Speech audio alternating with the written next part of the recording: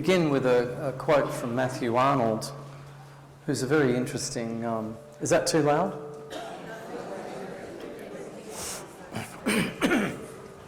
Very interesting and prophetic poet. He wrote back in 1885, "We are wandering between two worlds, one dead, the other powerless to be born." Excuse me. And I feel that this is very true for where we stand today. Perhaps it's true all the time. We're always standing between two worlds, one past and the other as yet to be born. We live in a period of history in which public opinion is privileging spirituality above religion, and where the latter, religion, is regarded with a good deal of suspicion. Religion, as the term is used in popular discourse, not scholarly but popular, refers to traditional and conventional practices based on creeds, doctrines and rituals. And with modernity and fashion weighted heavily against tradition and sceptical of belief in any form, the term religion has come to carry negative connotations in today's society. Excuse me. Spirituality, as the term is used, refers to the personal pursuit of the sacred, often expressed in unconventional ways. And in an individualistic society like ours, this carries positive connotations.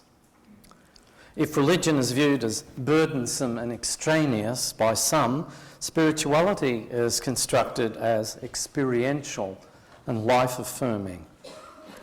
Now, spirituality in the West is influenced, of course, by Eastern philosophies, and the turn to the East is forcing spirituality and religion even further apart. I sometimes imagine spirituality and religion as separating continents, which were once fused, a bit like Gondwana land or something. You know, they were all connected, all the continents. And gradually there was a rupture, tectonic schism, and religion and spirituality, alas, appear in modern Western societies to be drifting apart on a continental, on the ocean. And the foundations of culture have been shaken. Indeed, that's the name of one of Paul Tillich's great books, The Shaking of the Foundations. And this indicates that the West is in crisis and things are adrift. And the continental drift has impacted on religious institutions, of course, causing them to lose much public authority and bringing some to the point of near collapse. But along with this, the psychological and the social functions of the West have been disturbed. We are clearly at a point of the changing of the gods, as it used to be called in ancient times, at the end of one era and the beginning of another, but we don't yet know what the future will look like. There are, of course, utopian and dystopian imaginings of our religious future. Now, as you know, the construction of spirituality and religion as opposites is anomalous from an historical point of view. Spirituality once referred, and I'm old enough to remember this, the living core of religion and the capacity to appropriate religion in a direct and personal way. I recall from my childhood that those who attended weekly services were often referred to as religious, but those who wanted to take religion a step further and establish a personal and intimate relationship with God was said to be spiritual. This sense of spirituality, of course, is still found in the orders and in monastic contexts, where we find such things as Jesuit, Benedictine, or Carmelite spiritualities, for instance. But this ecclesiastical use of the term spirituality is now somewhat minor compared with the vast numbers who appropriate spirituality in a different way. In the public arena, spirituality has little or nothing to do with religion and refers to all forms of activity that concern the search for meaning. One of my guides on this topic is the very wonderful religious sister from San Francisco, Sandra Schneiders, who's one of the world experts on spirituality. I had the good fortune to meet her last year. She says, she's a sort of hard-hitting writer. She tells it as it is. She says, quote, "We have to recognise the linguistic fact that neither religion in general nor Christianity in particular any longer controls the meaning and the use of the term spirituality." And that's from her fascinating lecture, which you can get on the internet if you're interested. Religion and spirituality, are they strangers, rivals, or partners? What a brilliant heading that is. The Santa Clara lectures from California. Now, religious people some often complain, perhaps rightly, that spirituality has been hijacked by the secular. And this may be the case, but it's now an historical fact and can't be denied. Recently, the idea of secular spirituality has emerged, a term which would have been seen as contradictory, almost, it's an oxymoron, say, a couple of generations or more ago. Peter Van Ness has written this interesting book called Spirituality and the Secular Quest, which helps us, I think, understand cultures like Britain and Australia and New Zealand and France, and cultures that are perhaps officially religious but basically extremely secular. It was interesting last night to have the Anglican bishop said, what's her name? Helen Ann, yes, she said, our apparently secular society. Yeah. And then the Catholic bishop got up and said, our very secular society. I don't know quite what that tells us about their respective traditions, but I think both of them are right. It is apparently secular, but it's also very secular.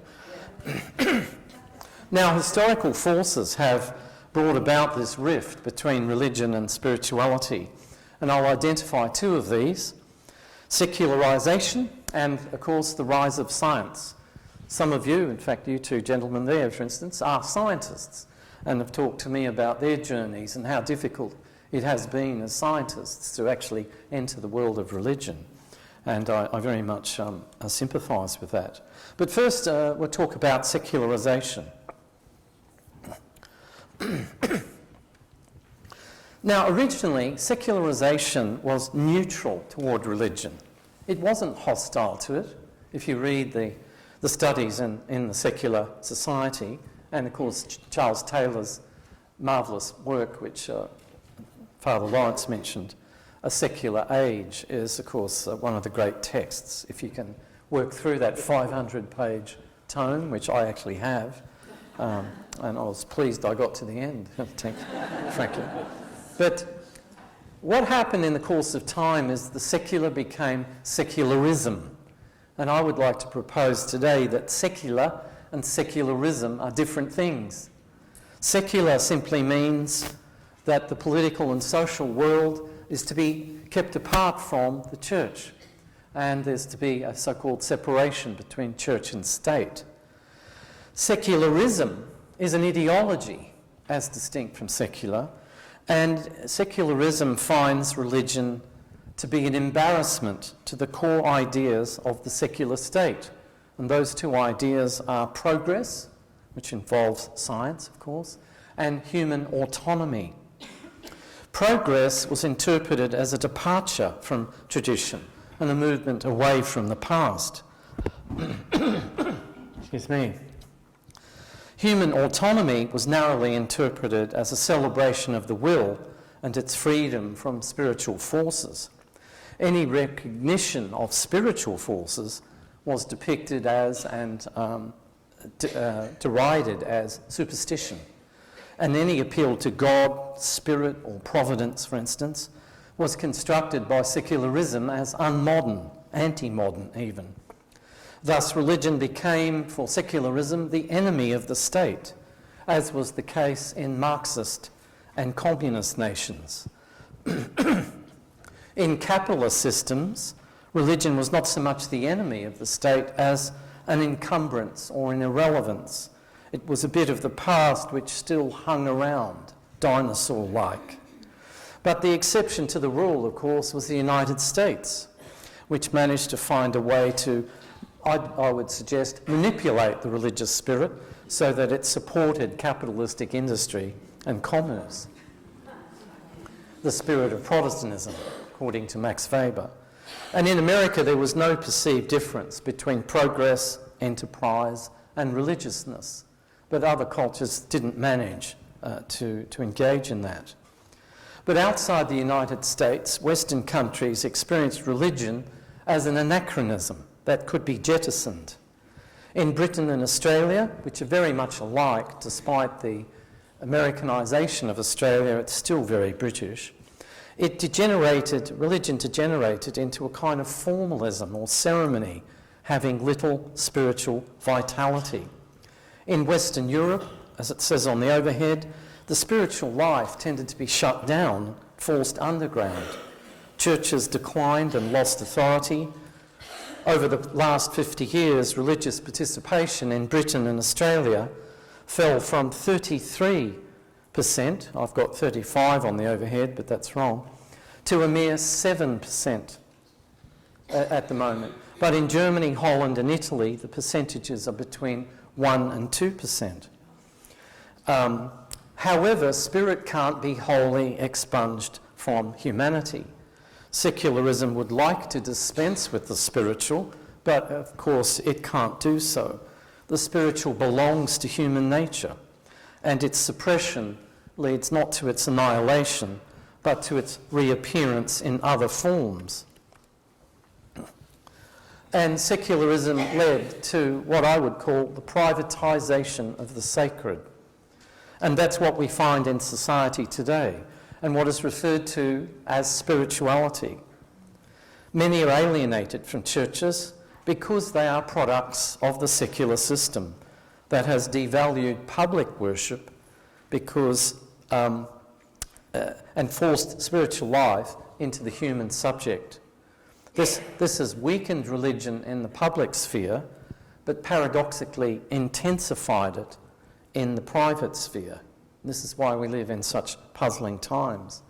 An ancient Chinese curse says, "May you live in interesting times." And our times are certainly interesting in that special sense. So it's a paradoxical situation. As formal religions continue to decline, interest in spirituality is skyrocketing. This is happening in Britain especially. I've been following the work of David Hay and Kate Hunt, and they've been publishing in the tablet quite a lot, Is Britain's Soul Waking Up? And then the bottom of the overhead, David Hay's book, Something There, The Biology of the Human Spirit, which might be of interest to the scientists in our audience in particular.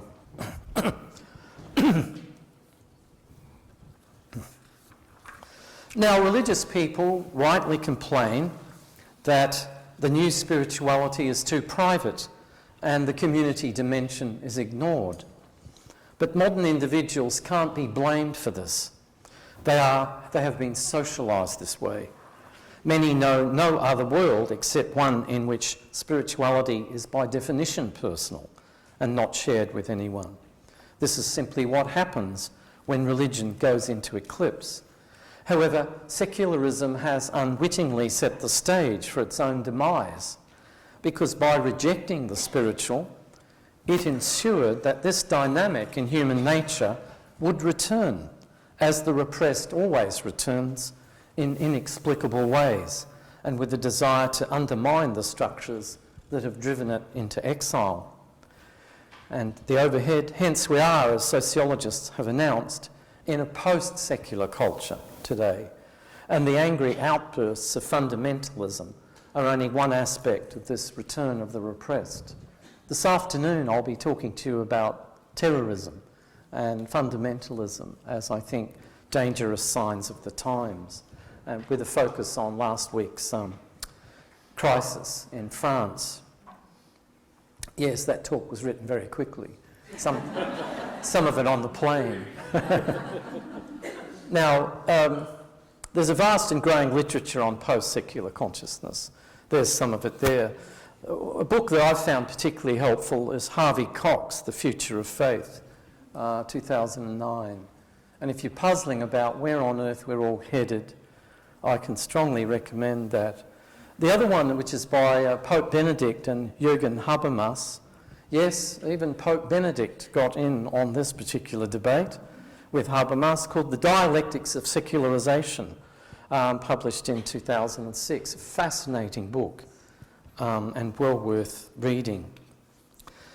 Now, the next question is the rise of science. Now, this question leads us to mysticism, and I'll explain why. Science has urged people not to accept anything handed down by tradition and accept only that which can be verified by experience or experiment.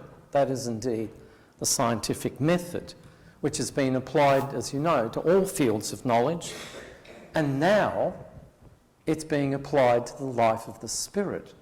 After, the physical sciences, the natural sciences, biology, chemistry, physics, and so on, astrophysics, it's now being applied to the spirit.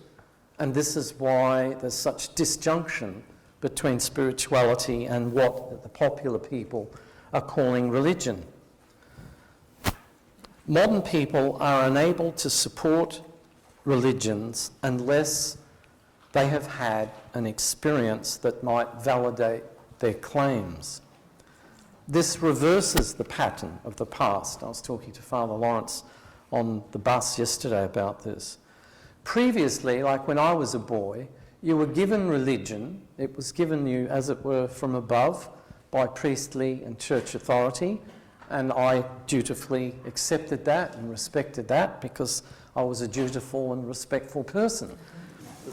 And the idea was that it would be passed on to you from, as it were, the head, the catechism and so on. And then if you were lucky, it would engage in what I call an 18-inch drop from the top of the head to the heart, and then you would become a spiritual person, not just a religious one where it's all in the head, but a spiritual person where you can feel it in the heart and it starts igniting your life from within. That was the world I grew up in. Head first, heart later, if you were lucky. But if you weren't lucky, you wouldn't experience a heart relation to religion at all, which is why when the 1960s came along, so many Catholics and Anglicans and other groupings and denominations got rid of their religiousness because the age of Aquarius, the age of the 1960s, was very much opposed to religion. So in other words, if you hadn't engaged in a drop from the top of the head to the heart, you were vulnerable to just throwing it out entirely and becoming atheistic or secular, or not even atheistic, just not caring enough to even worry about religion. But now it works in reverse, and I'd like to try and work on this more, because this is the future, and this is what Harvey Cox says in The Future of Faith. We have to start with the heart and then take it up to the head. Start with the heart, start with experience, which of course is what the world community of Christian meditation is all about.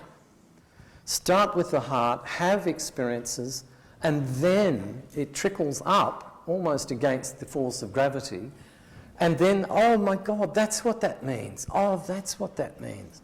So then you have sort of little epiphanies or revelations that help you sort of fill out what religion's language is all about. But unless we start with the heart, young people, and I'll be talking about young people tomorrow, won't have a bar of religion at all. They just see it as absurd. It's almost farcical. A friend, let's call him a friend, said to me a couple of weeks ago, how are you going with your invisible friend?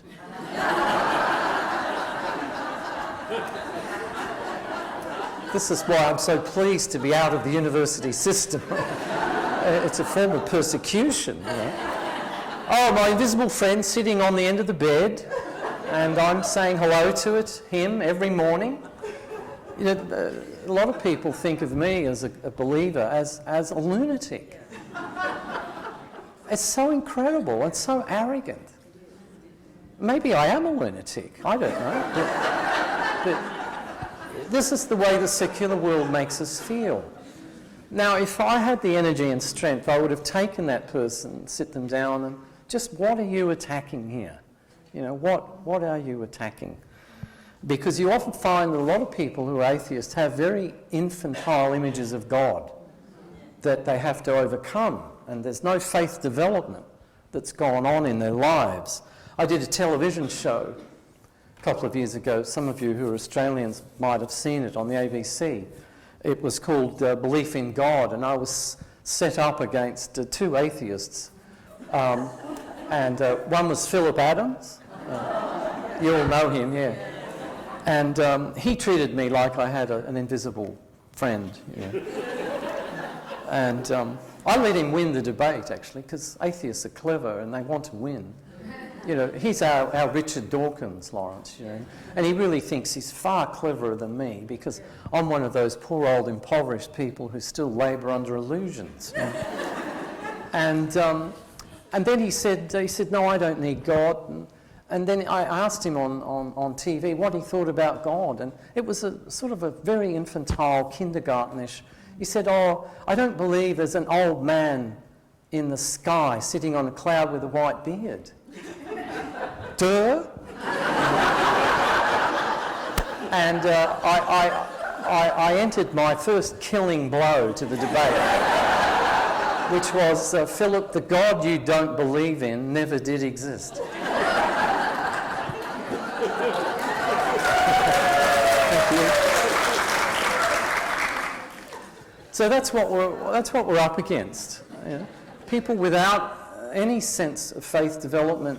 They might have stopped their religious development when I was about 4 or 5 years old. And although Philip I'm 62 and he's 75, he still has the mental image of God as a 4 or 5-year-old. So something in him has never been allowed to grow up. And he naturally looks upon me with, deprecation and derision. So these are the debates that are happening at the moment. But the atheists are feeling nervous. Because there's a movement afoot. And young people are rejecting the atheism of their parents. Philip said on camera, he said, I had 3 daughters. He said, one became a Jungian analyst. One actually converted to Judaism, and the third one became a convert to Christianity. And he said, where did I go wrong?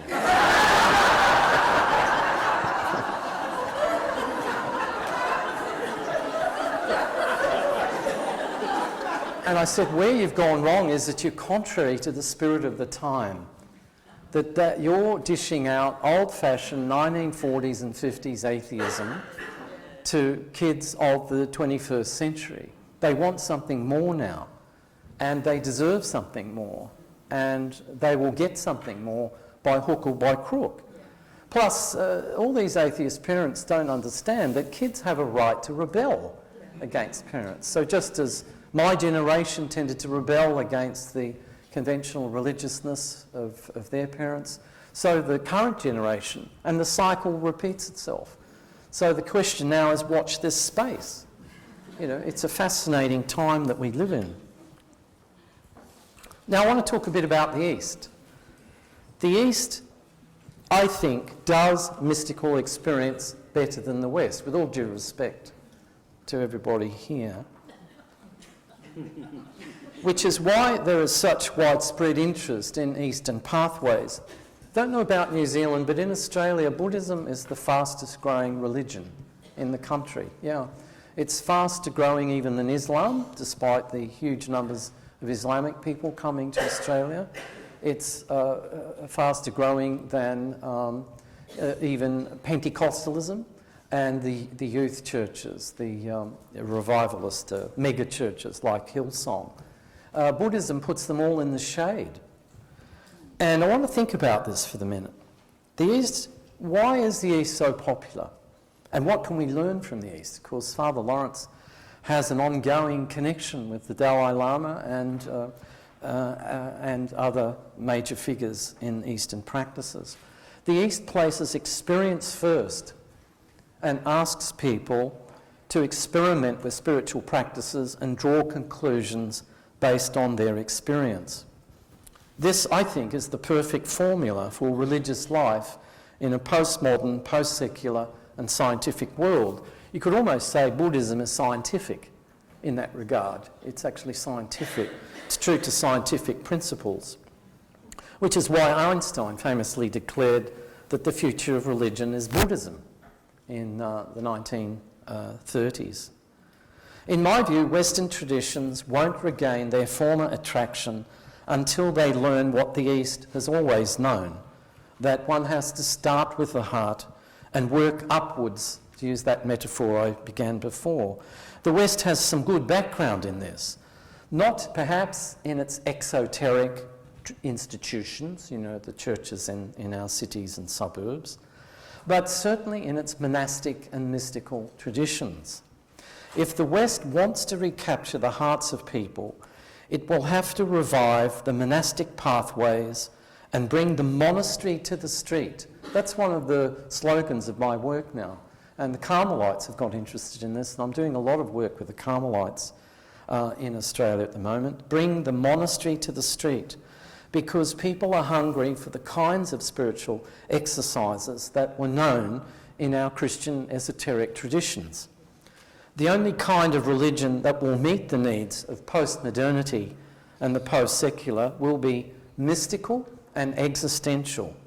And my prophecy or prediction is anything else and everything else will be rejected. It's a harsh thing to say, but unless it's mystical and existential, people won't be interested. Now, according to some accounts, if only between 1% and 7% of some Western populations are engaged in religious participation, this is on the overhead, up to 75%, this doesn't surprise me based on my experience at the university, are interested in and actively pursue spiritual experiences. The question now becomes, this is beautifully documented in this book by Robert Foreman, who's a New York sociologist, called Grassroots Spirituality. And he differentiates, as I will in a minute, between grassroots spirituality and the New Age spirituality movement, because the two are often fused and connected. Today, it's become common for people to say they are spiritual but not religious, whereas this would have been unheard of a century ago. And the acronym has emerged, SBNR, people say to each other. This is code language. Spiritual but not religious. Is widely used. I've been looking up social network sites, not because I want a date, but because I'm finding this term used all over the place. It's fascinating. It's a social phenomenon. In an historical sense, the term spirituality has undergone a reversal. It once referred to those who were very religious, and now it apparently refers to those who are not very religious. So spirituality has expanded as a term, whereas religion has contracted. Religion was once the great circle, inside which spirituality was a smaller circle. Now spirituality is the greater circle, and religion has become circles inside the wider sphere of spirituality.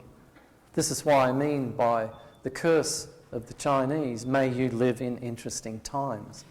No wonder many people are confused, because we've got our circles all mixed up. And we're going round in circles, trying to understand what it is about today that is so perplexing. We have our celebrity atheists, Richard Dawkins, which I had to read because my students asked me to. I didn't want to read it. And I thought, well, look, here's an evolutionary biologist who's writing a book on God. Now, as a God person, if I wrote a book on evolutionary biology, it would be regarded as total crap by everybody, including me. Why is it that an evolutionary biologist can suddenly become an authority on God and misunderstand God? But the book I love best is the one written in Boston recently called The Dawkins Delusion, which is a very good answer to this book. The book is worth reading because it's the mainstream view at the moment, that God is an imaginary friend at the end of your bed. It's a delusion of religious folk, and it's a delusion that they have to get over in order to grow up and become mature and independent, etc. Now, Christopher Hitchens is another major one. God is not great. How religion poisons everything. Christopher Hitchens, after venting his spleen on God, upped and died. And it reminded me of a bumper sticker I saw in Melbourne recently. I was in a traffic, and the first part of the bumper sticker said, "God is dead, Nietzsche." And underneath it said, "Nietzsche is dead, God."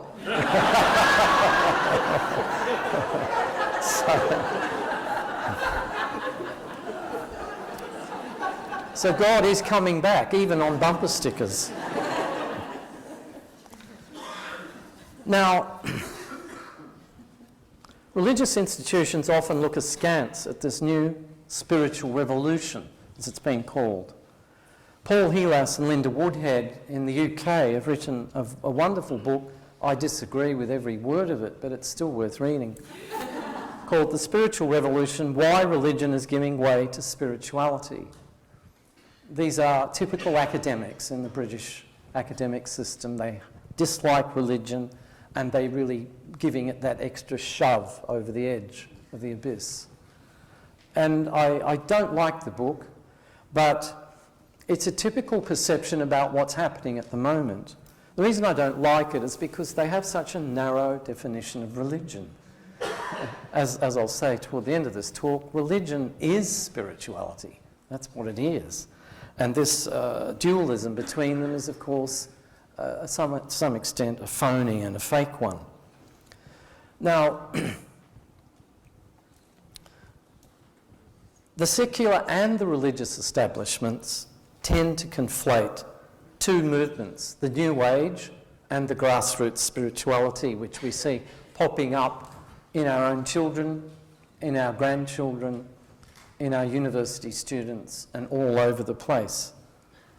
And the New Age movement, I'm sometimes referred to as a New Ager, which just goes to show how little people know about me. I'm not a New Ager at all. If anything, I'm in the Christian mystical tradition, but because people associate spirituality now with the New Age, it gets packaged. Every time you mention spirituality in the wider community, people think New Age. The New Age, as I said, deserves the criticism it gets. It's superficial, it's unhistorical, it's exploitative, and full of promises that it can't deliver. It's a consumerist movement which packages and sells cosmologies, often stolen from indigenous cultures such as Maori, Aboriginal, and of course most common of all, American Indian traditions, and sells these to the starving masses. The New Age exists, I would say, because the religions are not doing their job properly, frankly. The fact that there is a New Age is because the religions have lost connection with their spirituality, and that the religions are as yet unable to respond to this desire to start from the heart. Instead, when you go into churches, perhaps not so much me, my generation, because I understand the garments worn by Christianity. I respect those garments. I understand the language of the Mass, the creeds. But if I was, instead of being 62, if I was 15, I would walk in off the street and it wouldn't make any sense to me at all. And as a result, the young people are rejecting it because it's like gobbledygook. It's a language they don't understand. What the New Age is the consumerist shopfront of free-floating spirituality. It's the shopfront. And what is behind that facade is much more important than the facade itself. Now, the secular, I find, those who are part of secularism, an ideology, want to discredit all forms of spiritual activity, and they don't look closely enough to see what's going on to make any distinctions between grassroots spirituality and the New Age. Now, the religious tend to regard the spirituality movement in a similar way, in a jaundiced fashion, as a competitor for souls, and are too willing to discredit what is perceived as a rival force. This is a funny situation where the secular left, particularly strong in our universities, and the religious right, particularly strong in our church hierarchies, both dislike uncontained spirituality, but for opposite reasons. The secular left dislike it because they want the world to become more and more secular, and they think that spirituality is an illusion, according to Freud, in his book The Future of an Illusion, written in 1927. And of course, Freud's illusion became Dawkins' delusion in 2006, almost 100 years later.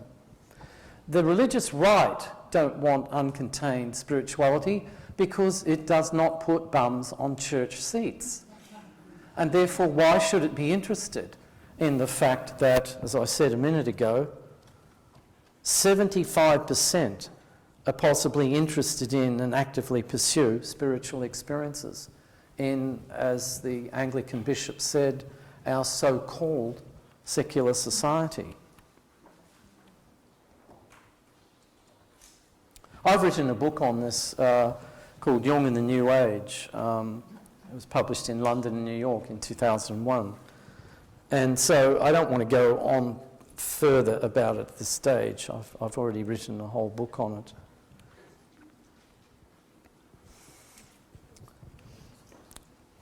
And I've dealt with that one as well. So in my view, we are in the midst of a genuine spiritual revival, and I've monitored this for a number of years at my university. And I published a book actually before the other one. I accused them of pinching my title, The Spirituality Revolution, but they said they'd come up with it completely independently.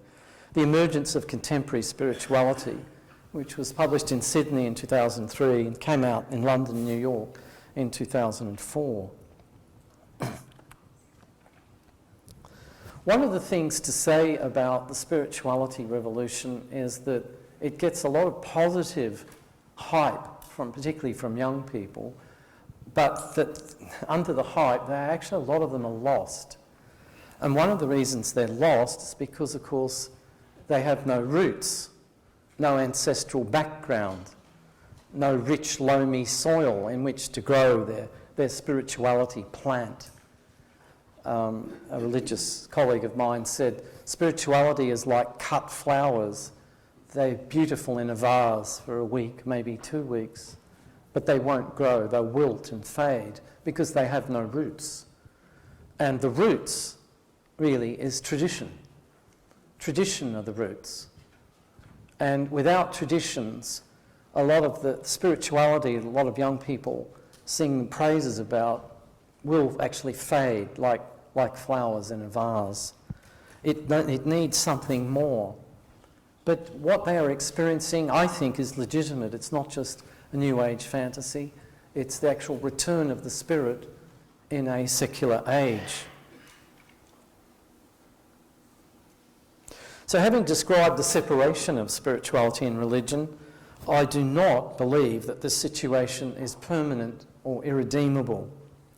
I think spirituality and religion can come back together again, and I think the World Christian Meditation, Christian Community Meditation is part of this, very much at the forefront of this reconciliation of these two separating continents of religion and spirituality, which is why I was so pleased to get this invitation from Father Lawrence to speak here, because I feel this is one of the really key positive signs about where we have to move.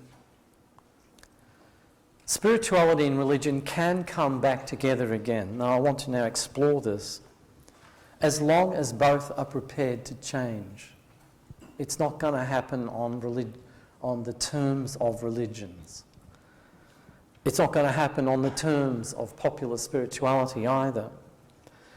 One thing that has to change is that popular or grassroots spirituality, which, as I've said, is possibly up to 75% of the population, has to give up its penchant for private experience and recognise it has a responsibility to all humanity and not only to one human life.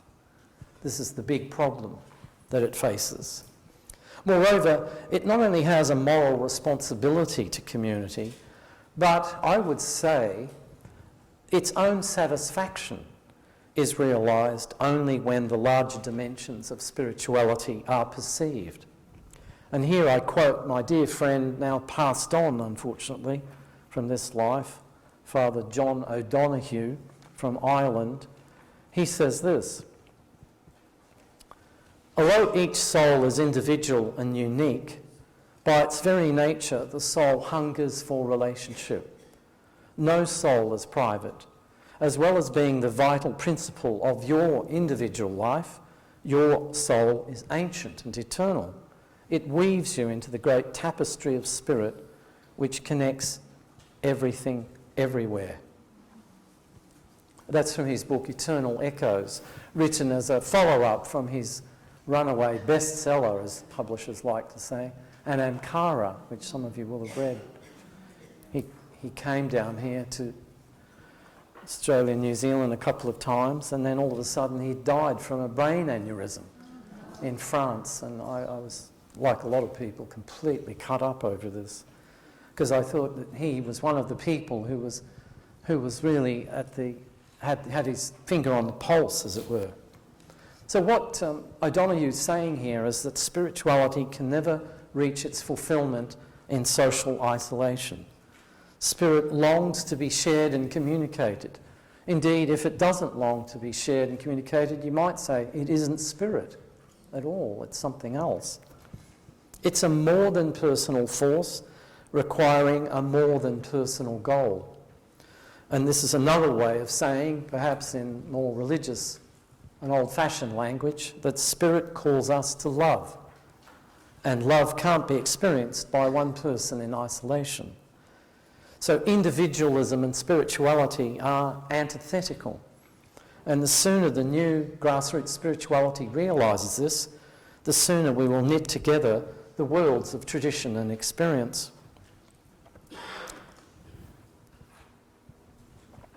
But religion too must change. Indeed, if it doesn't change, it will die.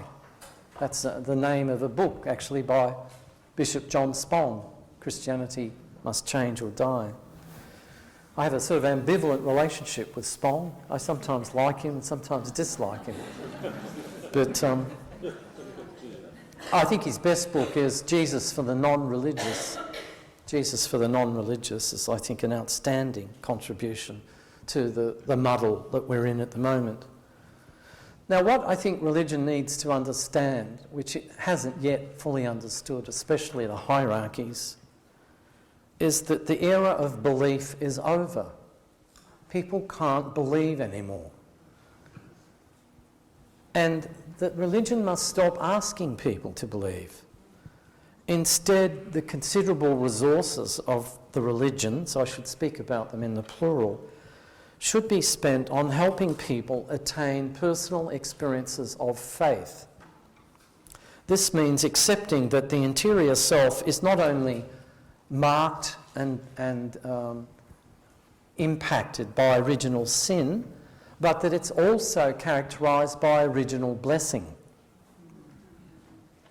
Now, as you know, there's been a debate raging in the Catholic Church in recent years about, are we original sinners or do we have original blessing?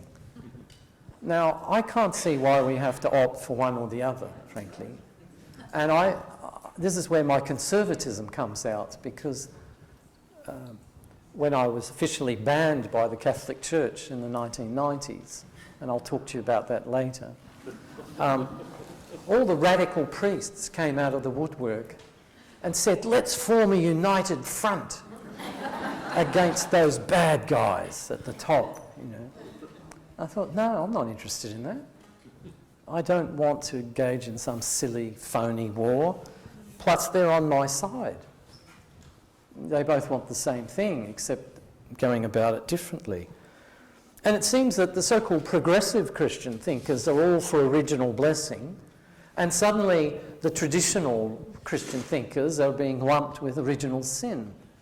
But I want both, because that's what the Bible gives us. It gives us original sin, the fall. You can't dismiss that story. You can't just say, oh, in the new age, we don't believe in that anymore. It's part of our tradition. But so is original blessing part of our tradition. And so I think what I like, and again, about the World Community for Christian Meditation, is that it understands that there's an interior dimension to religion, which has been lacking in tradition.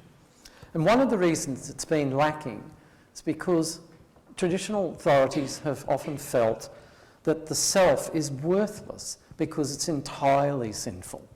And therefore, if we want to be saved, we have to somehow miraculously overcome the self and make our appeals through the church and the clergy direct to God and avoid our own interiority entirely.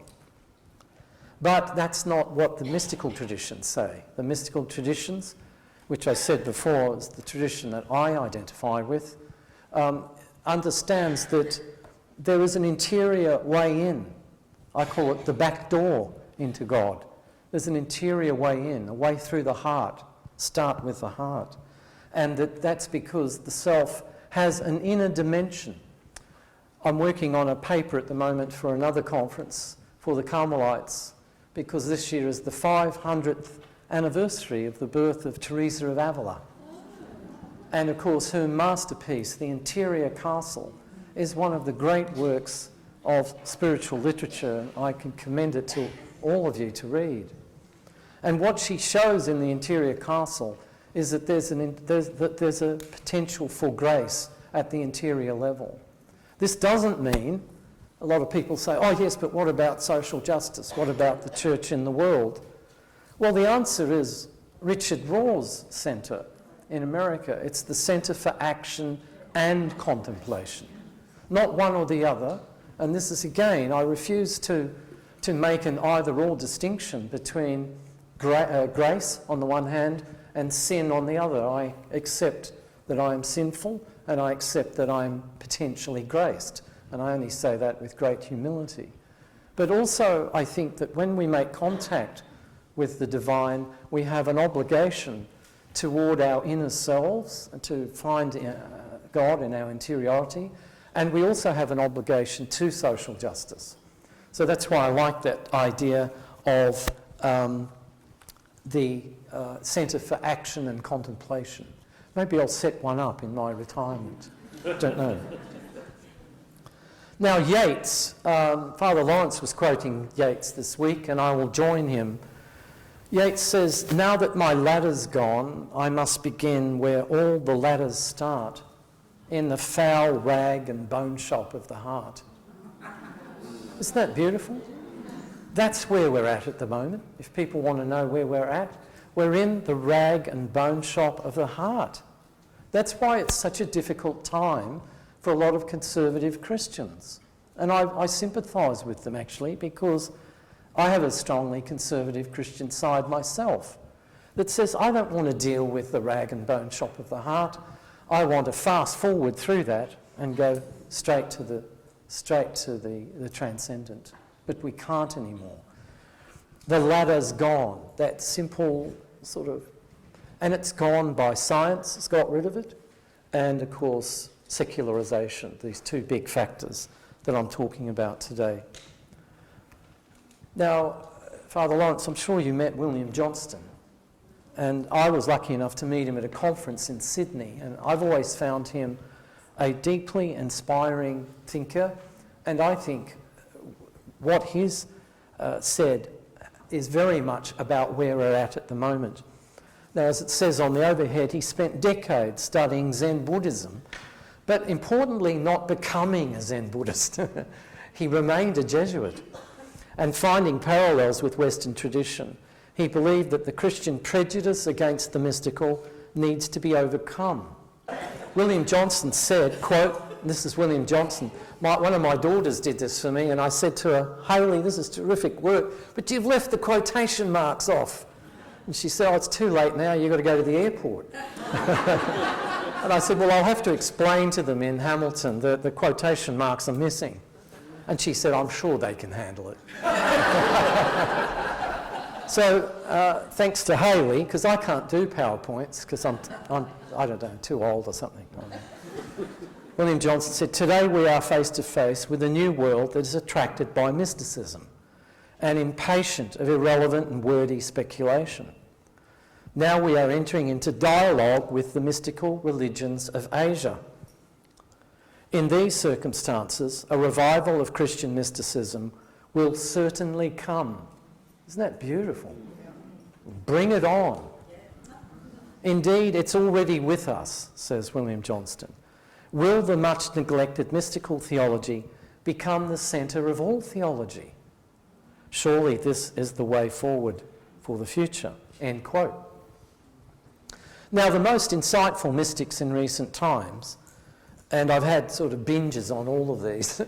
I had my Thomas Merton binge and my B. Griffiths binge, which is where I met Andrew Harvey, of course, in that culture, and my William Johnson binge. Now I'm having a Lawrence Freeman binge.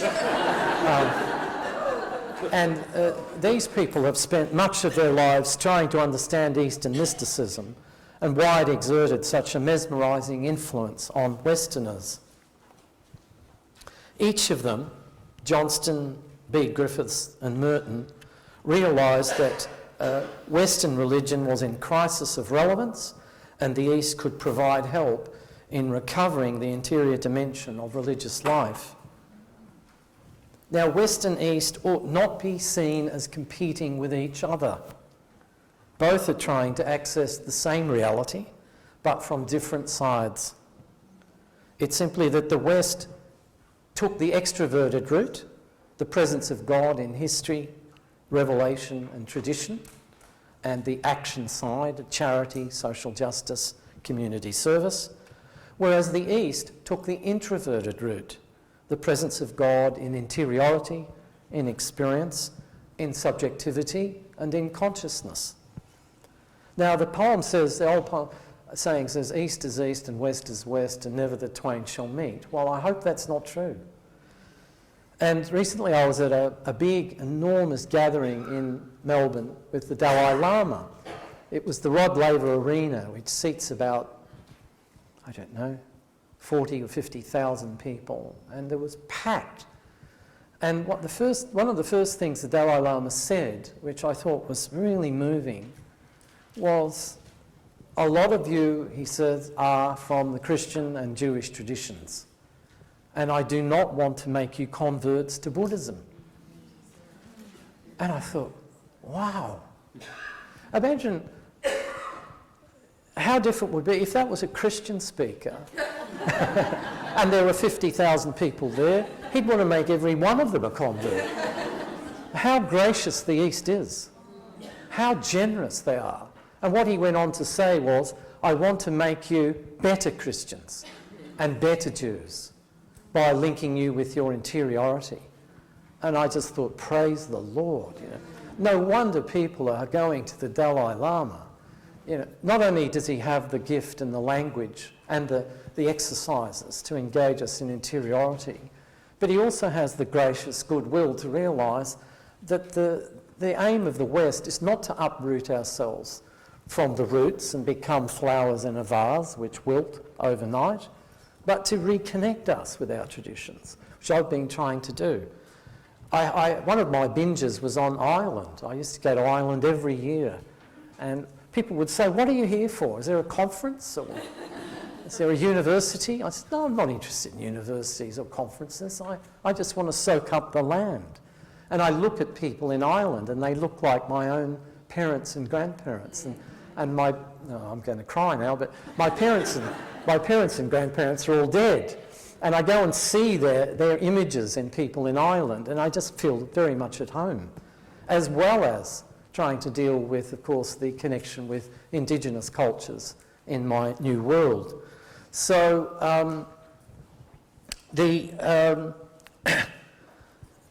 I can understand why people are moving to the East. And when I heard that from the Dalai Lama, I thought this is absolutely magnificent and very generous. Now, naturally, like all of us here, probably I've been influenced by Karl Rahner, the great Jesuit theologian, who was such an influence in the Vatican II era. He made a comment. He said, the future Christian will be a mystic, or he, and I add, or she, will not exist at all. What a tall order that seems. When I first read this, I thought of my own parish community and how, not to be too judgmental, but a lot of people in my parish are on automatic pilot, actually. They're going to Mass because they fear damnation after life, and they're building up credit, in a sense. And it's a pity that a lot of us Catholics, and I'm sorry, Anglicans, I'm not sure what your problems are, but probably similar, do have this weight, right? Very similar? Very similar. So I thought this was a tall order of Karl Rahner, and couldn't imagine ordinary folk becoming mystics in order to achieve faith. But knowing as I do the obstacles to faith today and the impossibility of belief, faith and belief are different. I'll be going into that later, tomorrow. I now agree that unless people struggle to find an authentic personal connection, they might never achieve faith at all. And in this same essay, Rahner added, by mysticism we mean a genuine experience of God emerging from the very heart, note that word again, of our experience. So Rahner was onto this as well. And the spirit of Vatican II is very much, I think, still something that is very reliable and trustworthy. So finally, I think that's in an essay called The Spirituality of the Church of the Future. So I come back to Sandra Snyder's question, spirituality and religion, in closing now. Are they strangers, rivals, or partners? And I've tried to sketch out how they're all those things, actually. It's not either or. They are for my children. I mean, my children have gone to Catholic school, but I'm not so sure how Catholic they actually are. Or maybe they are Catholic and I can't see it. Or they don't want to let on or whatever. But anyway,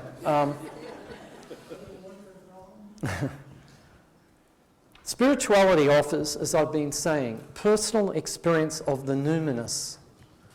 Now, what does numinous mean? It's a Latin word. It comes from the word numen, meaning the power of a god, the power of a deity. And it's what I think Indigenous people in all cultures, not just New Zealand and Australia, but all Indigenous people have a sense of the numinous in the natural world, which is what my talk was about last night. Secondly, spirituality offers an apprehension of the mystical dimension of experience, particularly accessed and understood through meditation and contemplation and prayer, for those of us who are able to understand what prayer is. And thirdly, an intuitive feeling-based access to the very ideas on which religion is based. And they're, I think, the three offerings of spirituality.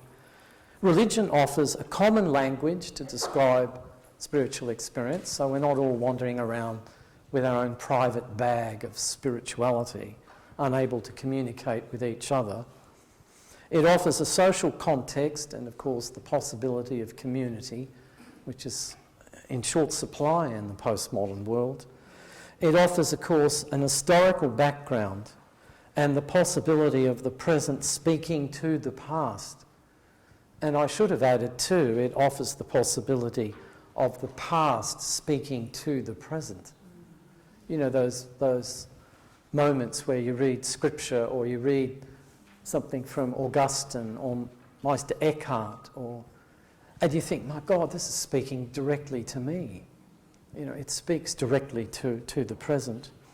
So spirituality without religion is spirit without form, and that's what we have in mainstream society today, spirit without form. And religion without spirituality, alas, we have too much of that, is form without substance. So I just wanted to leave you, I think that's my last overhead, yes, with that, and I'm happy to take questions or comments. Thank you very much for your attention.